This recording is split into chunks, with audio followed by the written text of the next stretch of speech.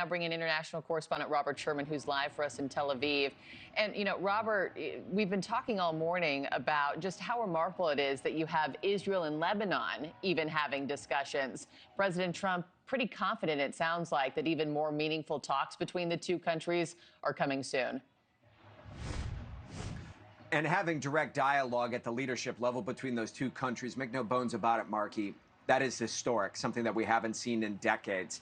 I would tell you that the ceasefire went into effect here at midnight local time, and we saw the bombs falling and the strikes continuing up until the very end. But now it's rather quiet here in Israel, as well as Lebanon, where you're looking right now, people moving about Beirut, trying to put the pieces back together amid the rubble that you see that has been left behind by the fighting that has taken place there. But President Trump believes that this is a historic moment. There's more work to be done, more dialogue to be had, but believes that there is opportunity here. Here's what he said. We have a ceasefire with Israel and Lebanon, and that'll be great.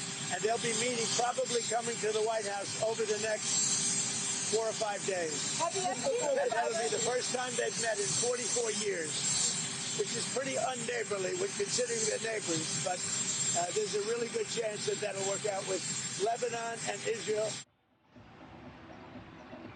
What we're seeing today in Lebanon, people packing up their cars, returning home south. There were mass displacements in southern Lebanon, in particular, with these large-scale evacuation orders that the IDF had given out. On the first day of the ceasefire, people trying to take advantage of the quiet interlude in order to return home. This ceasefire includes Israel and Lebanon, but is supposed to include Hezbollah as well, according to the White House.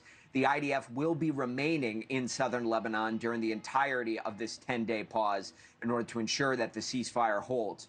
Prime Minister saying this about the status of the dialogue here, that the balance has shifted to such an extent that over the past month, we have begun receiving calls from Lebanon to hold direct peace talks between us, something that has not happened in over 40 years. I responded to this call and agreed to a pause.